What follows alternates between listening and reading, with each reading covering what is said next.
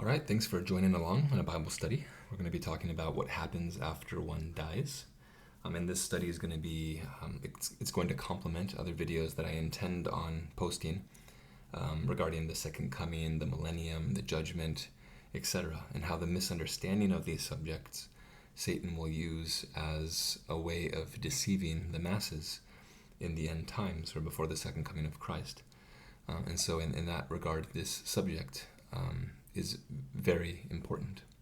But before we go into Bible verses, there's a couple things that I wanted to cover that I think is appropriate. One is to look at some statistics and try to get a general understanding of where people stand. Okay, so this is from Pew Research Center. It says here, 2/3 of U.S. adults believe deceased people are reunited with loved ones in heaven. Now, this is speaking of immediately after death, that we are reunited with dead loved ones from heaven. So this is an alarming, it's a large number. 2/3, 65% believe that we are reunited upon death with loved ones in heaven.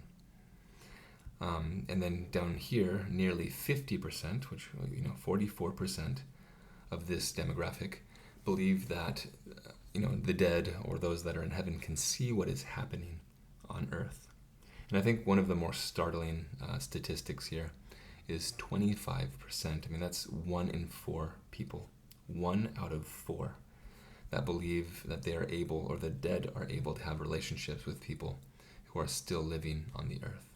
Okay, very scary. It's likely that that you fall into one of these statistics, but please just continue along, and I'll try to make myself clear. Before we go into Bible verses, I thought it would be important to read and understand what the Jews believed at the time of Christ. So when Christ is teaching the multitude, what was the way of thinking of his audience? And so that way, when we read verses later, we have to remember and take into account what the Jews believed. And so this is a book that I have here on my bookshelf, and I just took a picture of the cover. The Jews in the Time of Jesus, written by Rabbi Stephen Weiland. He's a Jewish historian. He's a rabbi for a synagogue. He's a university teacher. So he has a lot of authority on what the Jews believed in the time of Christ. And so I wanted to highlight a couple things on this page and elsewhere. He writes, the Pharisees taught that sometime in the future, everyone who ever lived will return to bodily life on earth, and that each person will rise from the grave. Before continuing, actually, I wanted to read this right here, because I find it very important. So in the second paragraph here, it says, we must not think of resurrection as a return of the spirit. It is a return to actual bodily life. There is no separation of human body and spirit in this doctrine. Okay, the belief of the Pharisees. To be human is to both body and mind, soul. This can be confusing. This is important. I put a little star here because I really want to emphasize this. This can be confusing to modern people because we have adopted the Greek view. Okay, modern Christianity and modern Judaism have adopted the Greek view. Okay, they've left the Jewish understanding of the state of the dead, and they've adopted the pagan understanding of the state of the dead. So they've adopted the Greek view that people have a mortal body and immortal soul as two distinct aspects of self. Okay. The belief in a separate body and soul was a teaching of ancient Greek philosophers. So this is, again, very concerning and something that people need to really contemplate on what that means. But let's finish the first paragraph. Again, continuing here at the first paragraph. The Pharisees taught that sometime in the future, everyone who ever lived will return to bodily life on earth. Each person will rise from the grave. Then God will judge every human being according to his or her earthly deeds. Okay, I have to emphasize that. Then will God judge. Well, we can't go to heaven or to hell until judgment. Okay, that doesn't make sense. and judgment is not until the end of time. Okay, and that's Acts chapter 17, verse 31, and of course elsewhere, but it makes it very clear. So then, after the judgment, does every man receive what is allotted to that person? The wicked will die again. Okay, and John says this in Revelation. He says they will die what? The second death. This time they will die forever. The Jews did not believe in eternal suffering in hell. Okay, and you could read this elsewhere.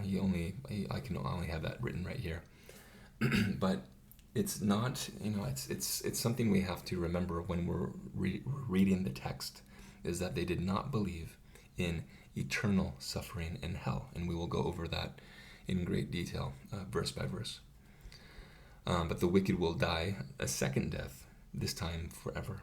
Okay, in Obadiah, verse 16, it says they will be as if they've never been. In Malachi, it says they will be as ashes under your feet, etc. There's a lot of verses. They will be blotted out of existence. Okay, for God so loved the world that He gave His only Son, that whoever believe in Him might not, perish but have everlasting life. Might not perish is the point that I want to make. That if you do not have this, if you have the Son of God, you have everlasting life. If you do not have the Son of God, you will perish. You will die. Okay. So the wicked die the second death, while the righteous will receive a grant of 1,000 years of life, followed by the indescribable world to come.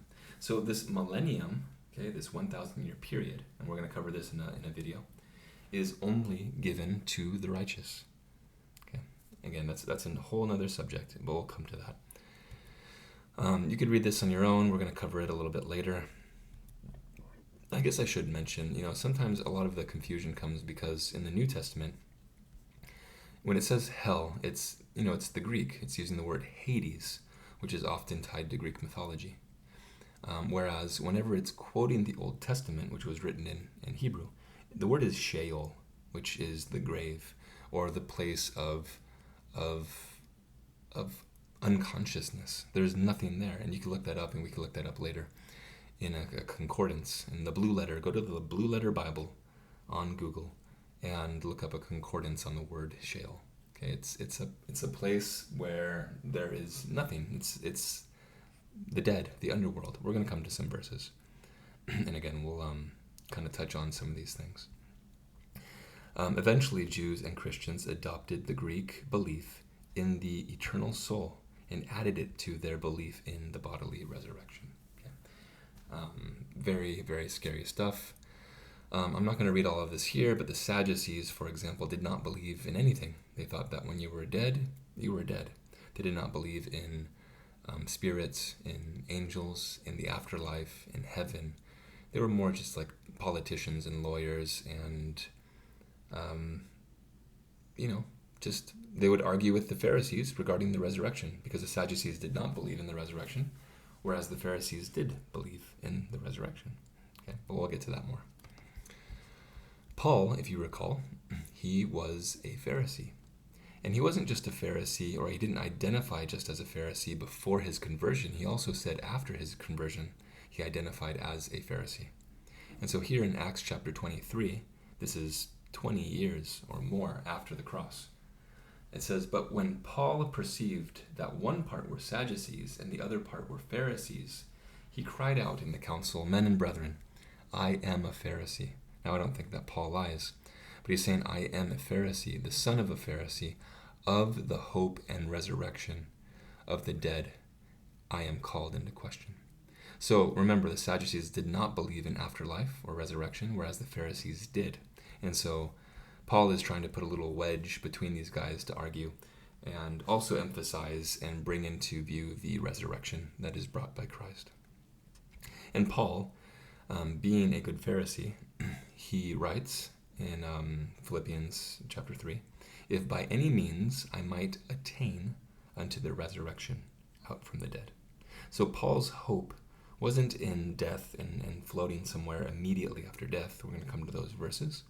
His hope, if by any means I might attain, his hope was in the resurrection out from the dead.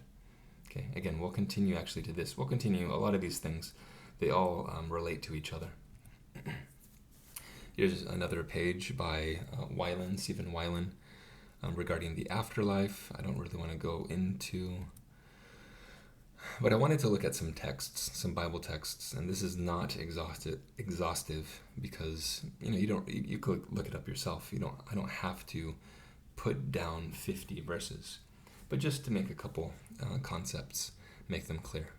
So here are some texts that they, meaning the Sadducees, the Pharisees, may have considered, right? Because they all looked to the Torah.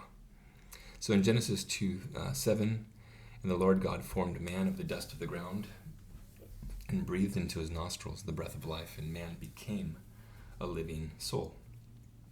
Now that, of course, living soul, I think that's nephesh, right? Is translated living person, living being, living soul, etc. So someone does not become a person or a being or a soul, unless they have this anatomic structure and the breath of God. Okay, and you might not believe me on that, but let's just continue reading. Genesis 3 and Ecclesiastes 3, it says, "From dust you are, and to dust you will return." So you return where? To the dust. It doesn't say your body will return to the dust. You return to the dust. Okay, Ecclesiastes 12. "Then will the dust return to the earth as it was, and the spirit will return to God who gave it." It doesn't say that the body will return to the earth and you'll return to God. No, it says you will return to the earth, or the dust will return to the earth, which is, it says you in the verses above. And the spirit will return to God who gave it. Well, the word spirit, this is written here in Hebrew. It's ruach, which is translated also breath or wind. And we actually have that also in the Greek. In the Greek, it's pneuma. You can think of that with pneumonia, with pneumatic tools, it means air. And so the air, the breath, the wind returns to God who gave it, right? Anyway, I'll keep going. Psalm 146, "His breath goes forth, he returns to the earth." His breath goes forth. Remember this in Hebrew, okay? Breath is also spirit. It just depends on what translation you have. So his spirit goes forth, or his breath goes forth, and he, okay, the person, returns to the earth. "For from dust you are, and from dust you will return." You return to the earth. Okay, you decompose. And in that very day, his thoughts perish. Very straightforward.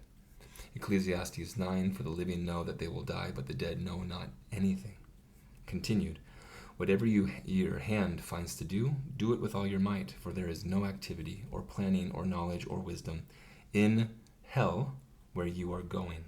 Now, this word right here, Sheol, right, this is the Hebrew, and when you see this translated in the New Testament, it's Hades or hell, right? So it's just, what it means is the grave. Okay, I don't want to spend too much time on this. I'm going to make a hell video actually after this. But this is the grave. It's a place where there is no consciousness. And again, that's stated in the concordance. Okay, that's not a denominational thing. That's the scholars, what the scholars say. Daniel chapter 12, verses 1 and 2. "At the time of the end," okay, before Christ comes, "many of them that sleep in the dust of the earth will awake, some to everlasting life, and some to shame and everlasting contempt." Okay, so it's not upon death. It's at the end of time, after the judgment, that we are resurrected. I don't have the verse here, but in John chapter 5, I think it's verse 28 and 29, where Jesus says, "Marvel not at this, for the time comes when everyone that is in the grave will hear the voice of the Son of God, some to everlasting life, and some to shame and everlasting contempt." And so Jesus is essentially quoting this, Daniel chapter 12. And he's saying, "Marvel not, for the time will come," future tense, "when they will hear his voice." So if you will, future tense, hear his voice, that means you haven't heard his voice before that. Okay, does that make sense? But anyway, we'll continue. What I wanted to do here is, Job chapter 14. I just wanted to read straight through and make some comments on each of these verses. Job was likely written by Moses. But remember that Job has just lost 10 children. Imagine the hardship he's going through. He lost all of his children. And here he's talking about death. He also talks about death in chapter 17, which is really good, but I didn't put that in any of the slides. So in John chapter 14, we'll just read this. Okay. Again, remember the context. He writes in verse 12, "So man lies down and rises not, till the heavens be no more. They will not awake, nor be raised out of their sleep." Now, we're going to come to this, but remember the story of in 1 Samuel chapter 28, where King Saul, goes to resurrect Samuel the prophet by the witch of Endor. Okay, just think of this verse. It says that a man lies down and rises not till the heavens be no more. They will not awake, nor be raised out of their sleep. Well, if they will not awake, nor be raised out of their sleep, how is it that the witch of Endor, by a demon and by Satan, bring up Samuel? They don't. Okay, it's a demon. It's and we'll get to that. We're going to read that line by line. But when are the heavens no more? Right? Man will lay down and not rise until the heavens are no more. And that's the second coming. 2 Peter chapter 3. "But the heavens and the earth, which are now, by the same word are kept in store, reserved unto fire against the day of judgment and perdition of ungodly men." Okay.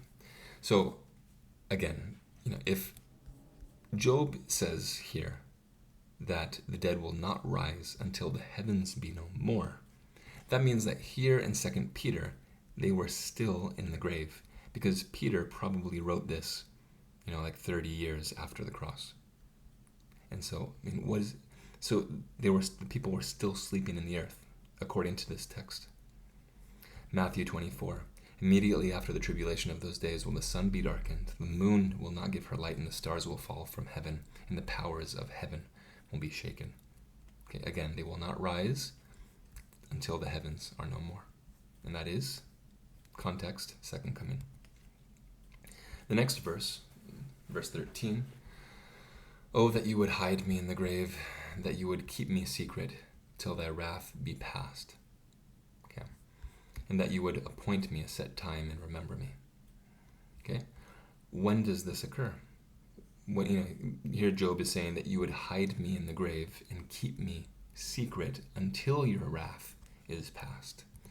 Well, when you read Revelation chapter 6, again, this is John the Revelator. This is written 60 years after the cross. John says, or speaking of the wicked said to the mountains and rocks, "Fall on us, and hide us from the face of him that sits on the throne, and from the wrath of the Lamb. For the great day of his wrath is come, and who will be able to stand?" Okay, and so, again, that's pretty straightforward. Job is saying, hide me in the grave, keep me secret until your wrath is past. Set an appointed time and remember me. When we read the next verse, verse 14, "If a man die, will he live again? All the days of my appointed time will I wait, till my change come." So he's waiting until his appointed time. And then the change comes. When does that come? Daniel chapter 12. This is Gabriel speaking to Daniel. He says, "But go thy way till the end be, for you will rest and stand in your lot at the end of the days." Daniel does not, rest and stand in his lot upon death, right? And go into the presence of God. He waits until the end of days, until the judgment. Okay. Again, we're going to go over all the verses. But the verse says, it says, "All the days of my appointed time will I wait till my change come." When does the change come? At the second coming of Christ. 1 Corinthians chapter 15. "Behold, I show you a mystery. We will not all sleep." In other words, not all of us will be dead. There will be some that are alive on the earth. But we will all be changed, both the living and the dead, in a moment, in the twinkling of an eye, at the last trump. Right? The last trump is the second coming of Christ. There's so many cross-references to this in the Old Testament, in the Gospels, in the writings of Paul, in Revelation. It's said so many times, this is the second coming of Christ. It is at the second coming of Christ that we are changed in the twinkling of an eye, both the dead and the living. The dead will be raised incorruptible, and we will be changed. For this corruptible must put on incorruption, and this mortal must put on immortality. Well, if they put on immortality, okay, at the second coming of Christ, or if you believe in the rapture, a secret rapture before the second coming of Christ, which we'll cover a little later, regardless, okay, you receive immortality at the second coming. Therefore, you cannot float to heaven. Okay, it's not until, you are still corruptible. Okay, you are still mortal before that time. But going on, verse 15, you will call and I will answer. You will have a desire to the work of your hands. Right? I've already read this verse here in John 5:28. Marvel not at this, for the hour is coming in which all that are in the graves will hear his voice. Again, that means that they did not hear his voice before this, but they will hear his voice and will come forth. They that have done good to the resurrection of life, and they that have done evil to the resurrection of damnation. Okay. 1 Thessalonians 4, for the Lord himself will descend from heaven with a shout. You will call. He shouts, he calls with the voice of the archangel and with the trump of God, and the dead are raised first. Because if you continue reading, then those that are alive and remain are caught up in the air with them to be with Christ. Okay, and that might be, again, confusing to people that believe in the secret rapture, but believe me, we're getting to a study on that. It's very, very, very comprehensive. We just have to cover one subject at a time. The last two verses here of Job 14, again, speaking of death, his sons come to honor, and he knows it not. Why? Because he's in the grave. He knows nothing. They are brought low, and he perceives it not of them. Okay? Where you go in the grave, there is no consciousness.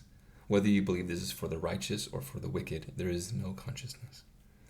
Verse 22, but his flesh upon him will have pain. Future tense, will have pain. When? At the second coming.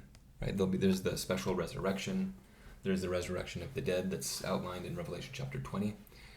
It says, and his soul within him will mourn. Well, when you read the Olivet Discourse in Matthew chapter 24, it says that they see the coming of Christ and they mourn, before they are destroyed by the brightness of his coming. 2 Thessalonians chapter 2. And chapter 1, it's said twice. But anyway, verse 22 is in the context of the future. Okay, in the current state, when he's in the grave, they are brought, and they know nothing. But in the future, he will, future tense, have pain, and so you have to notice the future and present tense. So a story that I wanted to mention is, you can probably guess by this picture, is the story of Lazarus. Okay, and I was just listening to an evangelical preacher. He has 1 million followers, and the stuff that he says is scary, to be honest, because he's talking about Lazarus, and he says, it says that Lazarus is dead, but that doesn't mean his soul was dead. His body died, but his soul didn't die. These are his exact words.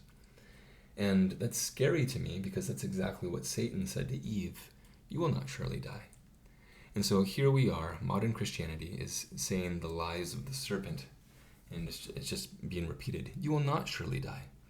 It's when it says that Lazarus is dead, he's not really dead. When it says that the young girl of the ruler died, she wasn't really dead. When Christ died, he really didn't die. It's just this game that's played, and it's not taking what God says. So let's read. I just put down 8 of the verses out of 44. But here in John chapter 11, Jesus says to the disciples, our friend Lazarus, he sleeps, but I go that I may wake him out of his sleep. Then the disciples said, Lord, if he sleeps, he'll do well, or he'll get better. They think he's sick. Howbeit Jesus spoke of his death, but they thought that he had spoken of taking of rest in sleep. But Jesus spoke to them plainly and said, Lazarus is dead. Again, that's a plain statement. He's dead. Not like this preacher that I just listened to that said, oh, he's not, it never says his soul died.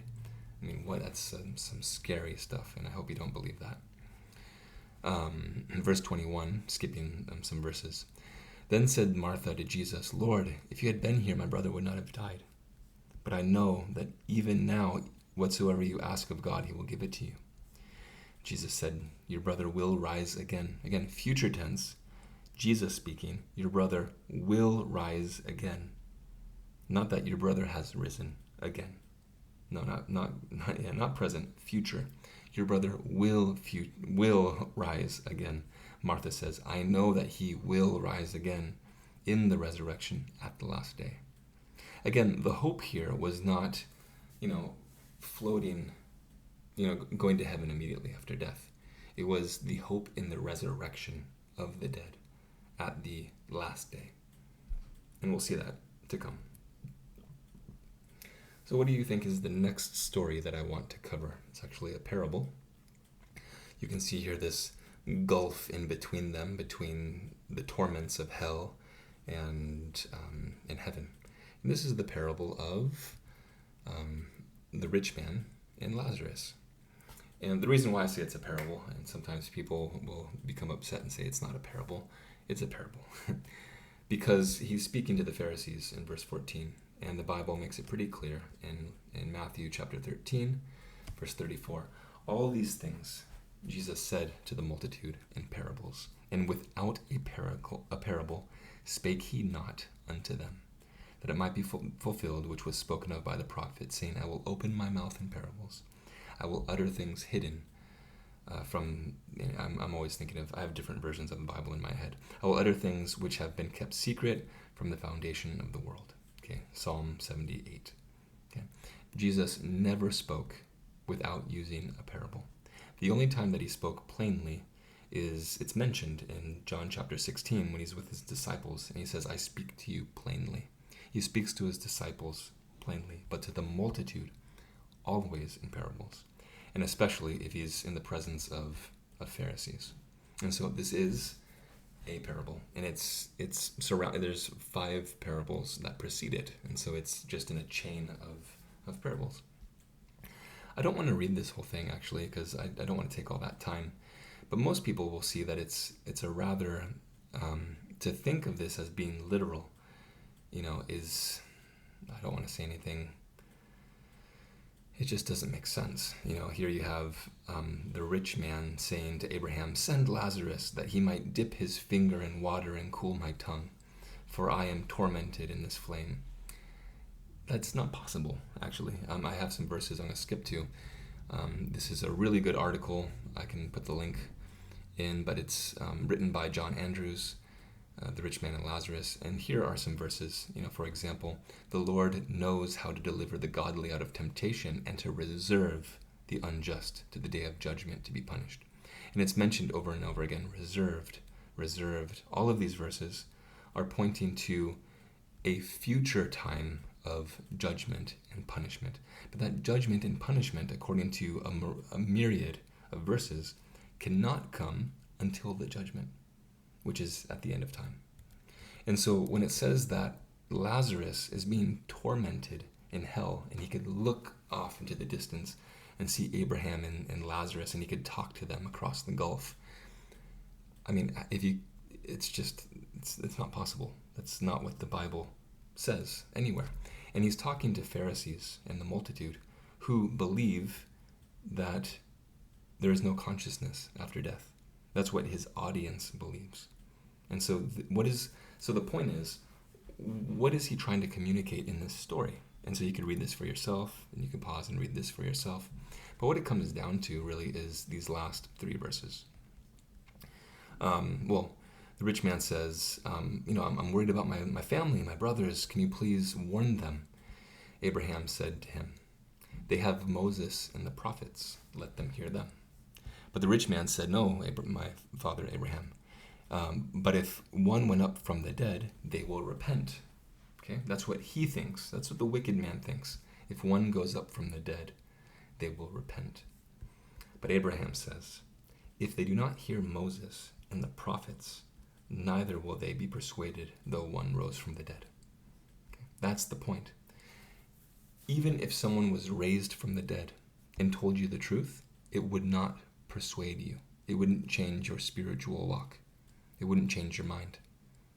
And I think that's a scary, thing to think of, that Jesus is saying this. And you have, I didn't go to all the statistics, but you have a lot of people that believe that they can be visited and communicate with dead loved ones, and that loved ones do good for them in their life. Well, again, even if someone from the dead came, they would not change your circumstance. Okay? And he says, if they do not hear Moses and the prophets, they wouldn't listen to someone even if they're raised from the dead. Do you listen to Moses and the prophets? Okay. What are Moses and the prophets? It's the Old Testament. And we've already quoted many of them. The living know that they will die, but the dead know not anything. The man that has sinned will die. And it's said over and over again that there's no consciousness. The word consciousness is not used, but there is no knowledge, no wisdom, no praise, there's nothing in the grave. Anyway, there's so many verses. And these are all written in the books of Moses and of the prophets. And so if we cannot accept what the books say, that these people, the Jews, were reading, then how do you expect someone to come from the dead and change your mind? Okay, the fact is they can't, and they don't. So that actually leads us, I think, to our next story. Okay, 1 Samuel chapter 28. 1 Samuel chapter 28, where we have King Saul, who goes to the witch of Endor to call up the prophet Samuel. And now we've already read that people cannot be raised out of their sleep until the heavens be no more. So why is Samuel being raised? And is it Samuel? Do you think that Satan has the power to wake someone out of sleep, to raise a righteous person out of from among the dead? When the Bible says, be ye separate, do not touch the unclean thing, do you think that Samuel, who was a mighty prophet, is going to be communing with the witch of Endor and with a demon and with Satan? That's a scary thought if you haven't thought about that. It's a no. He's not.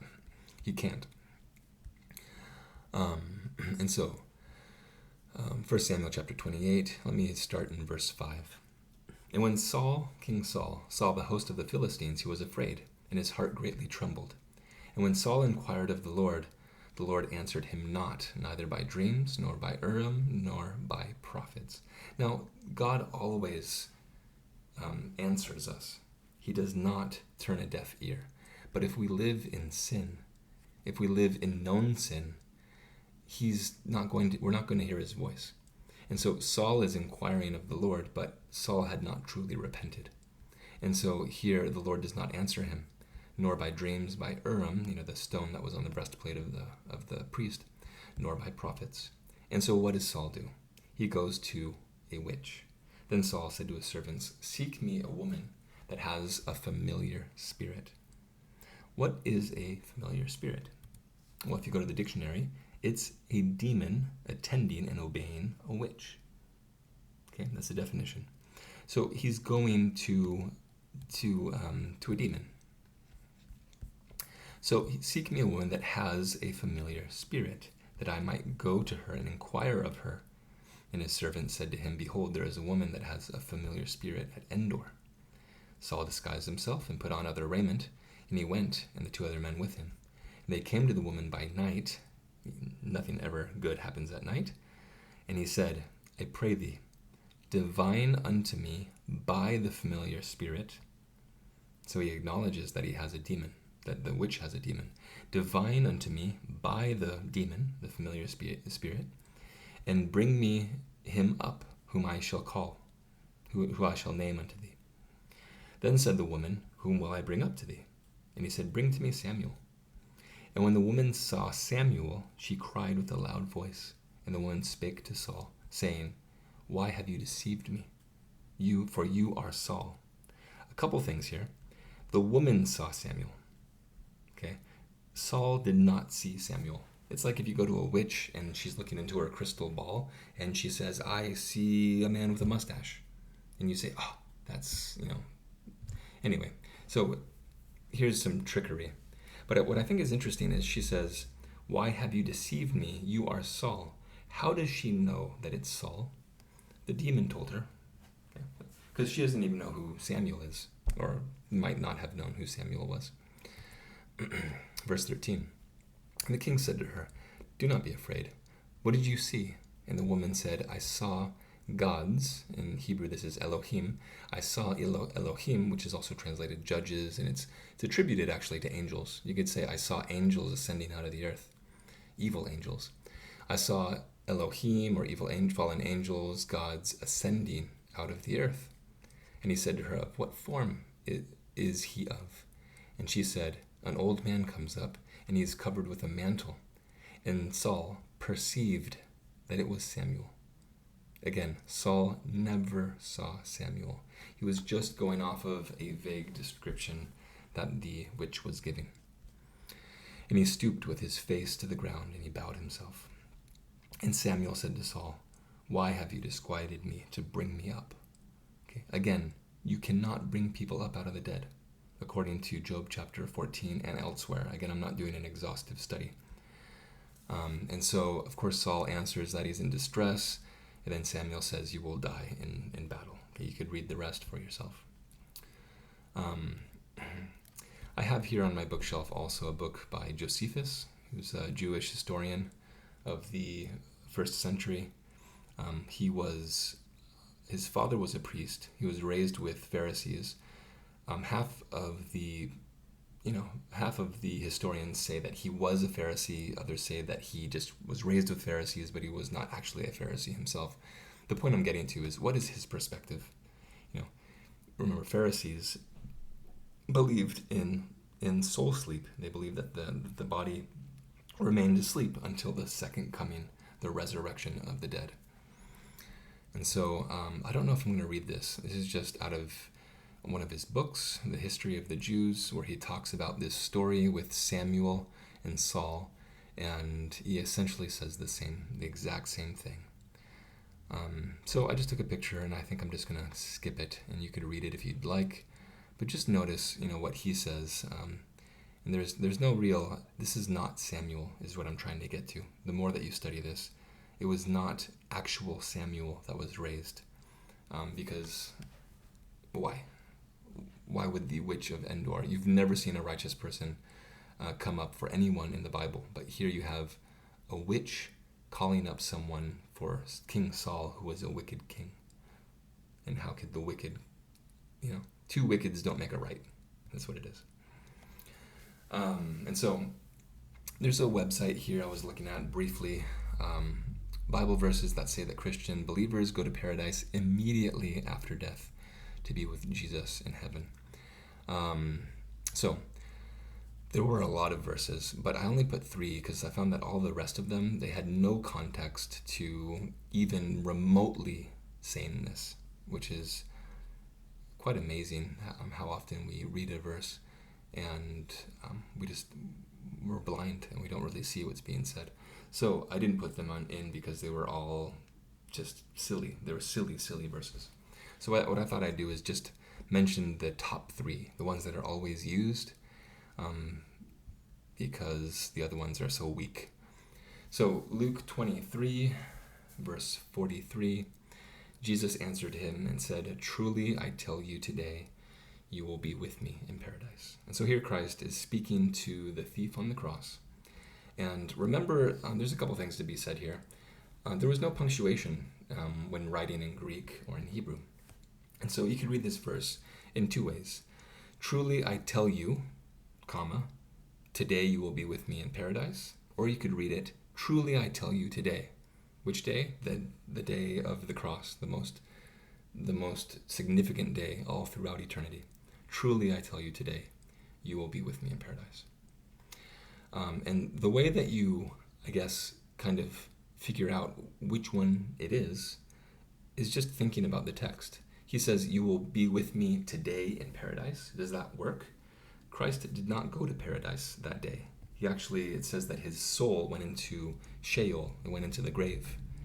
And it was there for 3 days. And he was resurrected Sunday morning where he saw Mary and he says, I have not yet ascended to my Father. He has not yet been to paradise. And so how can you tell someone, I will be with you today in paradise, but he didn't ascend to paradise? And so something to think about. I'm not going to spend a lot of time on these verses. They're very weak. They're very weak. Philippians 1, verse 23. This is also one that is... okay, let me read it first. Well, if you read verse 21, Philippians 1:21 says, to live is Christ and to die is gain, right? So he's comparing two different things. Like, do I stay alive, and preach the gospel, or do I die and, well, let me read this. For I am in a strait betwixt the two, having a desire to depart to be with Christ, which is far better. Okay. This does not say, there's no context here to say that he immediately goes to be with Christ in a conscious way. That's an assumption in the text. And actually, in this very same book, Philippians chapter 3, verse 11, remember that he says that his hope is to attain unto the resurrection out from the dead.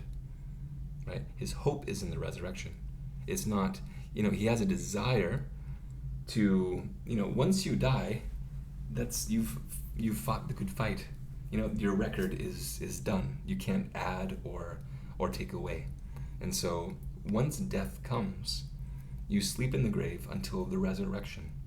And in that case, you are, as Job said in Job chapter 14, he said, oh, that you would hide me until your wrath has passed, that you would remember me at my appointed time.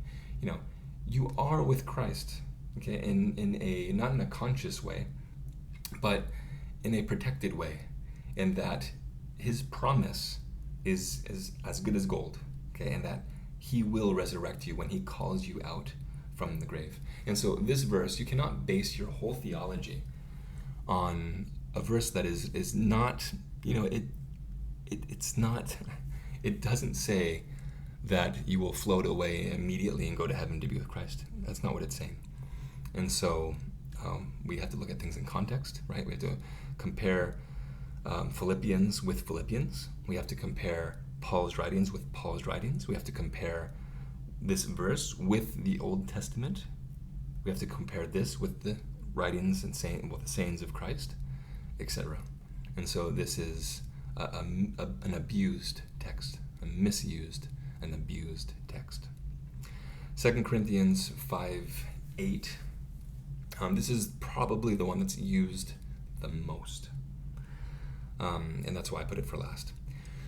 We are confident, yes, well pleased rather, to be absent from the body and present with the Lord. Again, this is something that we need to read in context, so let's do it. If you go to 2 Corinthians chapter 5, verses 1 through 8, starting in verse 1, I put a 5 here because I just messed up, it's chapter 5, but verse 1. For we know that if our earthly house of this tabernacle were dissolved, we have a building of God, a house not made with hands, eternal in the heavens. Okay. So far, what is he doing in this verse? He's contrasting two things. Our earthly house, okay, that's our physical body, in hope of our eternal body that we will receive. Okay. We do not receive this immediately, but anyway, we'll get to that. Verse 2, for in this, that is our earthly house, we groan, earnestly desiring to be clothed upon with our house, which is from heaven. Okay, so I know I'm going to repeat myself, but this is just verses that we have to really think about what he's saying. He is in his earthly house, and he's groaning, he's groaning with the hope of being in the eternal, what will be the resurrected body. But it says here, earnestly desiring to be clothed. Well, he has a desire to be clothed. What happens if you're not clothed, right? You're naked, which is what it says in the next verse. So if your earthly house, okay, is to be dissolved, what are you? You're naked. In other words, you're dead. Okay, okay. Let's continue reading. Verse 3. If so, that being clothed, we will not be found naked. Okay, this is spiritual. He's speaking spiritually. So there are three states here. There is the earthly house, which is our physical body, what we live in now. Then when this earthly house is dissolved, we are naked, okay, which is an allegory to being in the grave, waiting to be clothed with our heavenly house, which we do not receive until the second coming of Christ, when this mortal must put on immortality, and this corruptible must put on incorruption, okay? Which I put that right here in 1 Corinthians chapter 15. But that's the case. Okay? There are three states that are being mentioned here. Verse 4. For we that are in this tabernacle, this earthly body, do groan, being burdened. Not for that we would be unclothed. Okay? I'm not burdened. I'm not groaning that I would die. Right? That's what that's saying. I'm not groaning and being burdened that I might die, but that I might be clothed, that mortality might be swallowed up of life, right? So he recognizes that he's going to die, he's going to be unclothed, he's going to be naked, but his hope is in being clothed with the house made not with hands, the eternal from heaven. Okay. Now he that hath wrought us for the self same thing is God, who also has given unto us the earnest of the Spirit. Therefore we are always confident, knowing that while we are at home in the body, we are absent from the Lord, for we walk by faith, not by sight. We are confident, I say, and willing rather, to be absent from the body and to be present with the Lord. Again, context. He's a Pharisee, okay, where he never rejected his belief of the resurrection of the dead. And actually, okay, I have the verse on the next page over here where it says in 1 Corinthians, it's in chapter 15, in a moment, in the twinkling of an eye, at the last trump, for the trumpet shall sound, and the dead will be raised incorruptible, and we will be changed. For this corruptible must put on incorruption, and this mortal must put on immortality. The context is the second coming. You do not receive your glorified body until the second coming. That's when you receive immortality. And so in this often misunderstood passage, okay, this is 1 Corinthians. He already wrote a letter to the Corinthians, and so they understand this. And now he's writing another letter to them, and he's just talking about the hope to be, to sleep in Christ, right? So anyway, I hope that you gained a little bit from that, and I think that this video is long enough. If you want to read this is me it's just a little bit of an elaboration on what I just said, because you have here, it's comparing an earthly house with the building of God, the tabernacle with the house made without hands, absent from the Lord, present from the Lord. He's comparing and contrasting, but this does not negate the state of being found naked. Okay, the righteous receive. Okay, they are naked. They are in the grave, but at the resurrection, they are given a glorified body, whereas the wicked are not given a glorified body. Therefore, they remain naked and with shame. Okay, they remain unclothed. And so Paul recognizes in these verses 1 through 8, that there is a state of being asleep in the grave. Okay, and so again, you can read that further. So anyway, again, I'm going to stop there. If you have any other questions, please write them below. I'd be happy to answer them. There aren't any passages in the New Testament that I'm aware of that disprove the Old Testament. Okay, what do I mean? Moses and the prophets are very clear that the living know that they will die and the dead know nothing. The Pharisees believed this. The Sadducees, they didn't believe anything. But the Pharisees, who Paul, claimed to be a Pharisee, believed in the resurrection of the dead. And so, my point is, think about it. In any book of the New Testament, where does it say that there's any conscious state immediately after death? It doesn't. It doesn't say it anywhere. And it's actually, it's contrary to logic when we talk about the judgment and the second coming and all of these other things that are to come. And in fact, it's an abomination to try to speak with the dead. And so, as it says at the end of the parable of the rich man and Lazarus, even if someone were to be raised from the dead, it wouldn't change your mind, right? And so, we have Moses and the prophets, and so I think that needs to be our foundation, our sure word, the word of God. Anyway, I'll just keep talking. The next video I'd like to make is on, I think I'm going to quickly go over hell. Okay, what happens, after the second death? Do you really die? Or are you going to believe the serpent that says you will not surely die? Will you perish, right? For God so loved the world that he gave his only begotten Son, that whoever believes in him will not perish, but have everlasting life. Are you going to have everlasting life, or are you going to perish? Perish means perish. It means die. It means to be as if you've never been. Obadiah, verse 16, etc. And so there's a lot of verses, but that's for another video. I hope this was of some benefit. The video that I'm going to make in the future about deception is, there's a lot of verses that indicate that Satan and his angels, before the coming of Christ, will deceive the world by impersonating dead loved ones.